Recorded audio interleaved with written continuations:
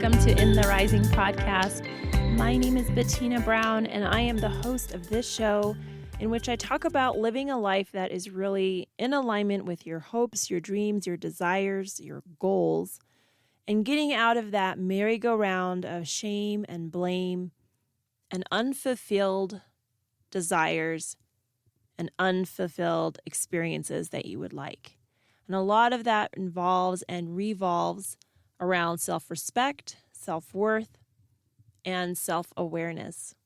And so I've chosen this platform to talk about these sort of issues because I have just a passion to help people recognize what is important to them and then go after it. So I start off with almost every show saying I'm not a counselor, psychiatrist, or psychologist, but I am a physical therapist and a healthcare professional who's worked with thousands upon thousands of people and really listened to many stories of people wanting to just achieve what they want to achieve and dream and go forward.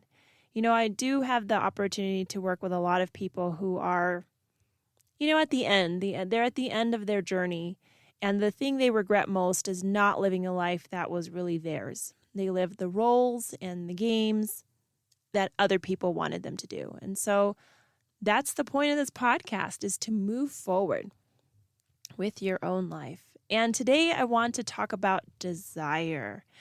And anytime you say desire, a lot of people think of one thing, and that is, just a sexual content. But desire is not just about that. It's not a desire necessarily for another person or an obsession with another person. A desire is just this increased want and you don't use the word in its own definition, but to just pull in a need of something different. I really desire, pistachio almond ice cream, where I would just want ice cream, but I would desire pistachio almond ice cream because it's just the best out there. But it's a different experience, right? You may want to go on vacation, but you really desire to go to Hawaii, or you desire to go on a cruise ship. So there are different levels, and desire is really at the top of it. And so what does this really have to do or relate to, or how does this affect anything to do with self-love and self-appreciation? Well, actually, quite a lot. When you are in a place where you acknowledge and you recognize and see how important you are and valued you are, whether someone else sees it or not, you are more likely to follow through with what your desires are. Not just a want. There's the job you get up to that you just do because it pays the bill. Well, you want to have, a roof over your head. You want to have your bills paid. So you go to that job. But if there's no umption, I'm just so excited in the morning to get up and do it, well, then it's a want, not a desire. You're not desiring to make a big change. You're just kind of wanting to get the basics done. And so I read a couple different articles, and one was a really phenomenal blog, which I'm going to put in the little reference box below. It's from She Bites, and it's not as in eating anything or biting another person, but BYTES. And it's one of the best articles that I have really come across. It's well written and it's just inspiring. But she talks about a couple steps that help you achieve your desire, And those steps begin with this. So number one is you have to really appreciate where you are. And to appreciate where you are, you can start off by looking at other people and recognizing them, and maybe write it down if that's your privy, is what do you really appreciate about certain people? They can be your boss, they can be a relative, they can be a friend, they can be your spouse. What do you really appreciate about them? What about that person excites you to be in their presence? And now step 2 is, look back at step 1 and write down the things that you possess. If you really enjoy someone who's got the ability to listen, And when they're listening, they're not scrolling on their phone. They're not, thinking already about what their response will be to you. They are completely present and attentive to you, and you possess that. Write that down. What do you possess already that you already admire in other people?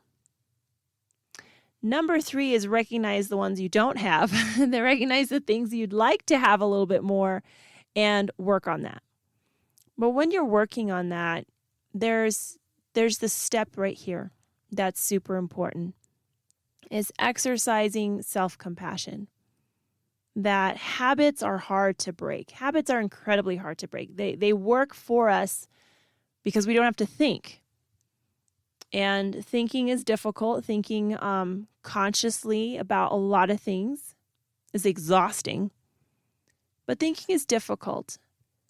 And if thinking is difficult, well, actions are certainly not any easier.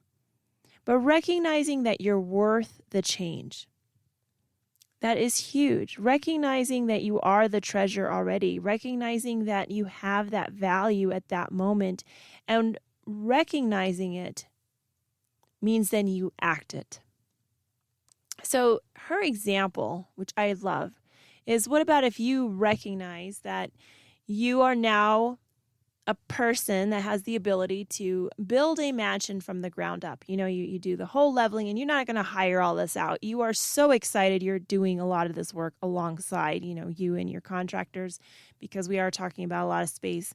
And you are completely involved with this. You get up every single day and you work on the outlines. You go to the city themselves and you try to get these permits through.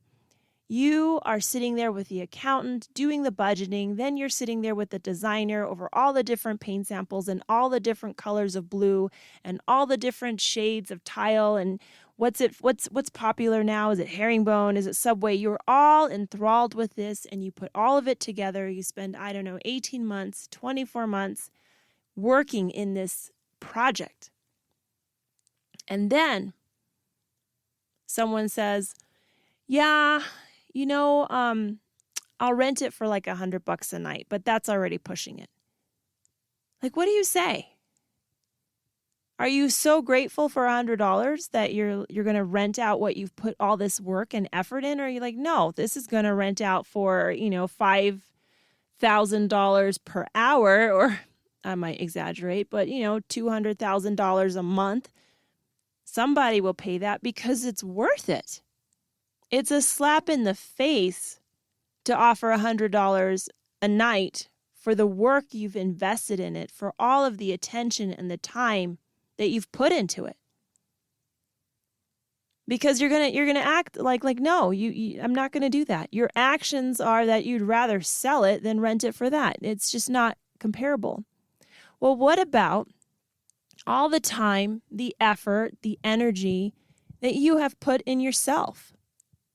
What about if you do have that higher education, all those years of studying, and then someone tells you they'll offer you, minimum wage? Now, there are times, when you're like, okay, well, times are desperate, but that's not what you're worth. Absolutely. You have way too much to bring, to offer in your reasoning, in your capabilities, than to settle for that. So you're not going to accept it at all. You can add this to relationships, all the stuff that you've been through. All the relationship turmoil, all of the ups and downs and lying and this and, well, I hope they call me back, and all of the, being evasive for all the Facebook stalking and all this stuff you've dealt with. And then you meet someone and they're like, well, you can't do this. I don't really like when you do that. And you're like, no. You nip that in the butt before they're even done talking. Like, I have been through way too much to listen to this nonsense. So you're acting like it. You're not acting like, well, I'm just so glad someone's paying attention to me. You just stood up and go, I can't even listen to the end of this paragraph. I got to go. Because you know your worth. And not only do you know it, but now you are acting like it. Because once you act like it, that's what you're going to start to get. You're going to start to notice this coming around from different parts. Like, only the job offers that are really worth your time are going to be in front of you, because you're just like, no. Only the people that really are worth your time are going to be the ones sticking around. The people that can engage with you, the people that can help you grow, the people that will motivate you and inspire you, and you will motivate and inspire them to grow and to appreciate where they're at. And to, and what does this have to do with desire? Well, there's a desire to act. So what does this all have to do with desire? Well, everything. If you desire an excellent relationship, well, then your behavior needs to align with that desire. So as soon as someone says, well, I want you here at this time, I don't like you hanging out with so-and-so, you desire freedom and honesty in your relationship to a point that you are not going to accept this. You move on. If you desire a wonderful job opportunity, and either your place of employment or a place you applied is just not going to offer that opportunity to you, they don't see your value, well, then you create your own value. You use from what you can get from that job, but then you realize it is a job and not a career. You make your own career. You look for those opportunities. You give value to your current place, but you take value and move it into your own.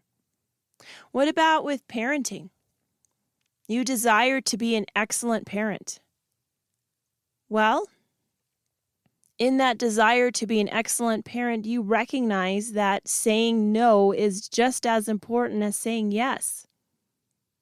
To be an excellent parent means to be a parent and not the cool friend.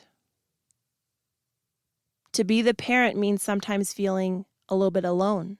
But your desire for a parent and being that parent far supersedes the irritation from your child. What about if you desire to be going on vacation? Then you show pictures to yourself. You have a goal in mind. You have an end point. It's kind of like the Alice in Wonderland story where Alice is lost and, the rabbit's like, well, which way do you want to go? And she's like, well, I don't know. I want you to tell me which way I want to go. And the rabbit's like, well, where's your goal? And she says, I don't have one. Well, then it doesn't really matter if you go this way or that way. And that's just it. We have to have a desire, an end point, an end goal for ourselves, our relationships, our opportunities, our motions. Because then we can get off the merry-go-round and actually move forward. Because motion and movement are not synonymous with actually moving forward. In order to create desire in your life, you have to really stop and look at what is important to you and really stop even more. So what is it that you desire in your life? What is it that you desire? Is it to get out of bed? Is it to recognize that nothing ever is easy, but that doesn't mean it's not worth it? Is it not to recognize that sometimes those lows are just as important as the highs? To give you maybe a little bit more fire and desire to achieve what you want to achieve? To be who you want to be. At the end of the day, there are wants. And wants get you somewhere, I want to have coffee in the morning, I can get that. But if I desire a beautiful cup of coffee with my wonderful snack, well, then that takes a little bit more work. I want to have an experience with that. That's why Starbucks is the way it is. People desire a cup of coffee that's done for them. That's why you'll wait 20 or 30 minutes in line for a cup of coffee that you can make at your house, because the desire for having that made, the desire for the symbol that it shows other people, the symbol when you go to work or go to a store of having that logo on your cup It's a desire that people are willing to wait for. But if you're not in that kind of desire, you'll get up in the morning and make up your own cup of coffee in the kitchen and drink it real fast because you don't have a cool mug to even take it with you anywhere. Or I may take it, that might have been my own experiences. But the whole point is that if you have a desire, something that keeps you up at night, something that wakes you up in the morning, you have absolutely everything inside of you to get there. And so it does involve acknowledging and having that self-awareness, realizing you're worth the desire. You're worth it as it is. And so what you really want may or may not be achieved, but what you desire will. It will manifest, because only what you appreciates in life, and that includes yourself. So the more you appreciate where you are, where you've come from, what you've learned, how you've grown, the more you will realize, recognize all of that, and then act accordingly. So thanks for listening today on my little soliloquy about desire. I appreciate it. If you enjoyed this podcast, go ahead and leave a review or go ahead and sign up for subscription. Every Tuesday, I drop another podcast show. So until then, let's keep building one another up.